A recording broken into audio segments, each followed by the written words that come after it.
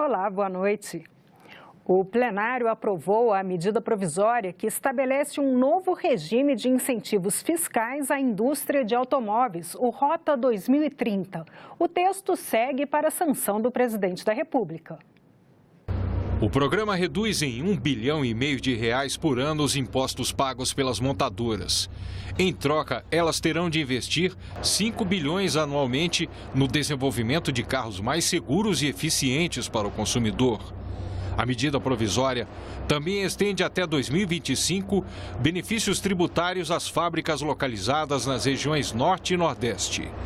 Esses incentivos perderiam a validade em 2020. No caso da Fiat, lá no nosso estado, com essa ampliação do horizonte de incentivos, temporal dos incentivos, um novo ciclo de investimentos de mais de 8 bilhões de reais poderá ocorrer lá em Pernambuco.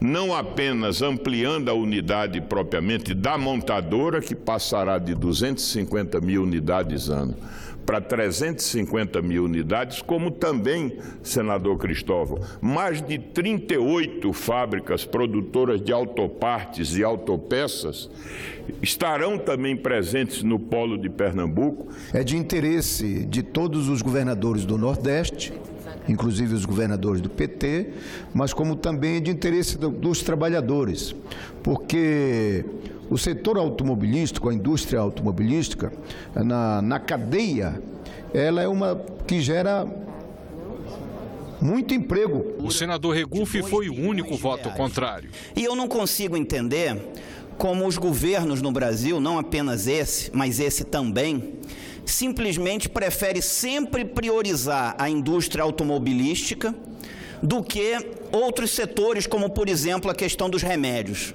Eu luto há muito tempo para se tirar os impostos dos remédios no Brasil. A medida provisória havia sido aprovada ontem pela Câmara e foi votada às pressas pelo Senado, porque perderia a validade no próximo dia 16. Nós estamos reduzindo os incentivos fiscais em 40%. Portanto, não há nenhuma pauta bomba, não há nenhum exagero para amanhã não sermos acusados mais uma vez de que nós estamos no final de mandato e que estamos fazendo aqui pautas bombas para qualquer outro governo.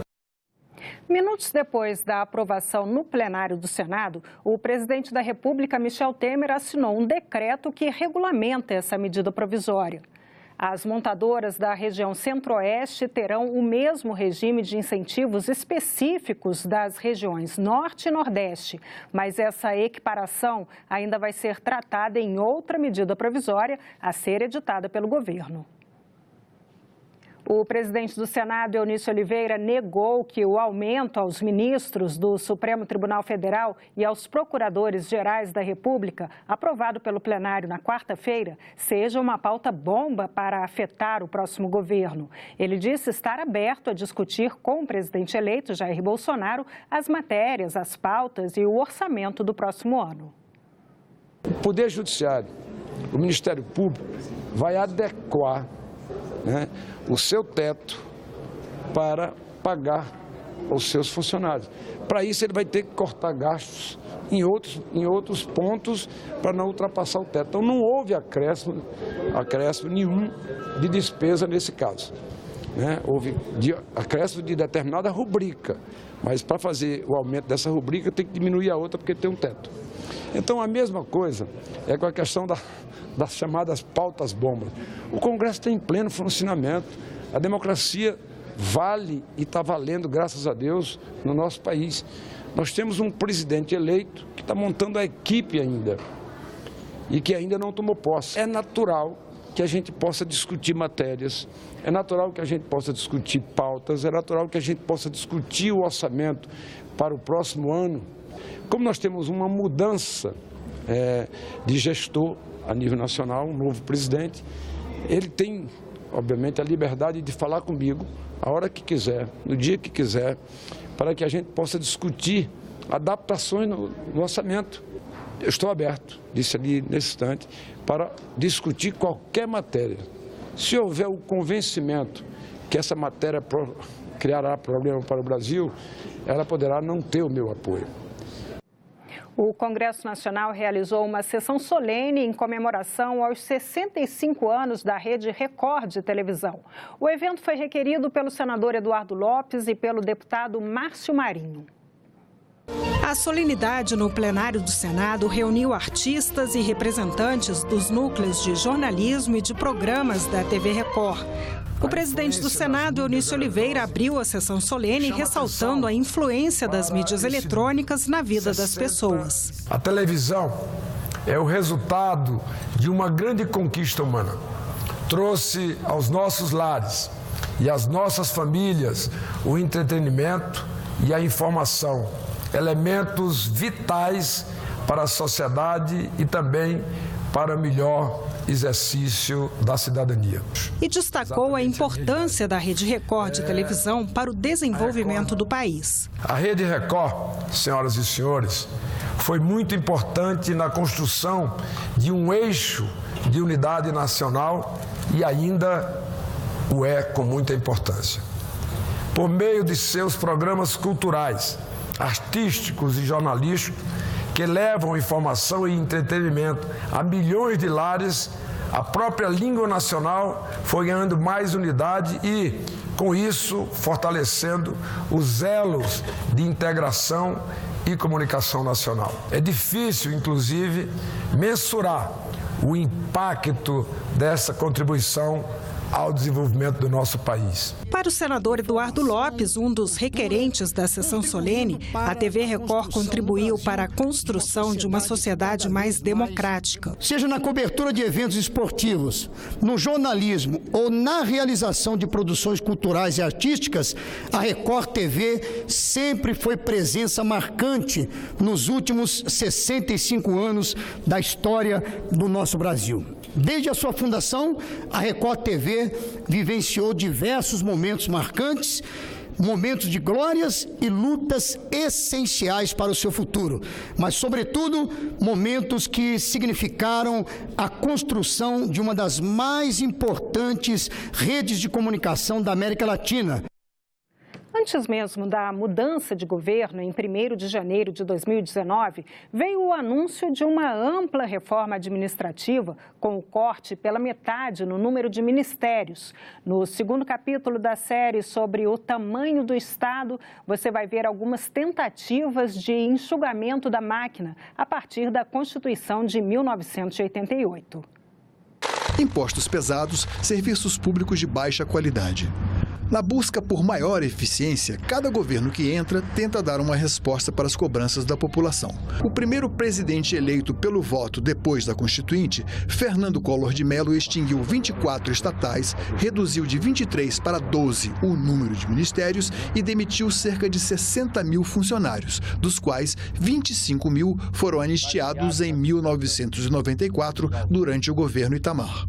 Hoje, 633 mil servidores civis do Executivo Federal estão em atividade em 29 ministérios. Será esse número o ideal?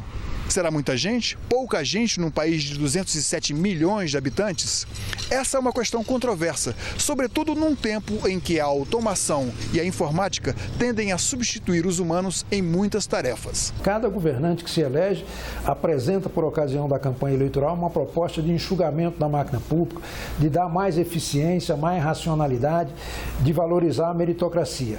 Quando chega no governo, toma inicialmente essa medida de reduzir o número de ministérios, e depois comprova que não há redução de custos e nem há uma resposta em termos de eficiência. No final do governo Collor, os ministérios eram 14. Quando assumiu, Itamar Franco dobrou para 28. Fernando Henrique reduziu um pouco, para 26. Nos governos Lula e Dilma, chegaram a 39. Temer baixou para 29. Jair Bolsonaro promete reduzir para algo entre 15 e 18 ministérios. Mas a busca do número ideal envolve também um complicado xadrez na hora de escolher os nomes dos ministros. Nós estamos com conversando aqui. O que nós não podemos é anunciar alguém e depois dizer que mudou ou não é mais. Neste quadro, temos o quantitativo de funcionários públicos comparados com o total de trabalhadores em vários países do mundo. Na Dinamarca e na Noruega, esse número alcança 35%. Na outra ponta, Japão e Coreia do Sul têm 8% e Colômbia apenas 4%.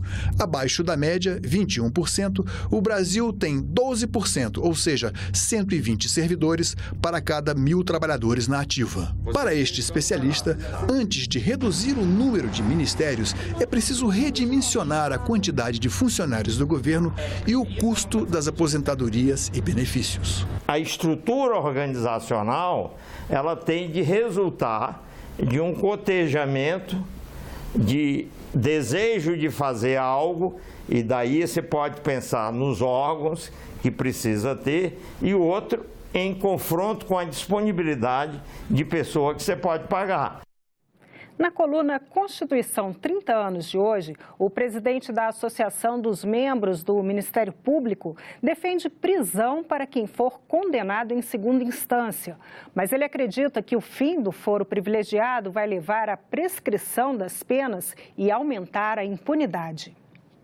A partir da Constituição de 88, o Ministério Público foi impedido de exercer a advocacia, deixou de ser o representante do Estado e ganhou novas atribuições. Além do papel tradicional de processar o cidadão na ação penal, o MP deve defender os interesses do consumidor, do meio ambiente e do patrimônio histórico e artístico na ação civil pública.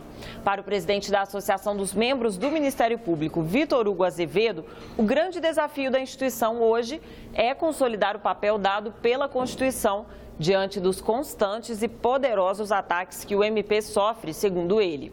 Vitor Hugo é contra o fim do foro privilegiado, que para ele aumenta a chance de prescrição das penas. Na opinião do presidente da CONAMP, mais eficaz contra a impunidade seria manter a prisão de condenados em segunda instância. Esse assunto está em pauta no Congresso e também será alvo de nova decisão do Supremo Tribunal Federal no ano que vem. A prisão, depois de confirmada a condenação em segunda instância ou condenado em segunda instância, ela é muito mais eficaz para dar dignidade ao processo penal brasileiro, para terminar com a impunidade, né? Muito mais eficaz do que a mudança do foro. O senhor acha que essa decisão em relação à prisão na segunda instância está ameaçada com a ação que tramita hoje no Supremo? Eu acho que está. Eu acho que está porque existem forças muito poderosas querendo reverter esse quadro. A entrevista completa você assiste no programa Constituição 30 anos, hoje às 8 da noite. E nós ficamos por aqui. Você pode rever as reportagens desta edição na nossa página na internet, senado.leg.br/TV. Muito obrigada pela companhia. Continue sintonizado aqui na TV Senado.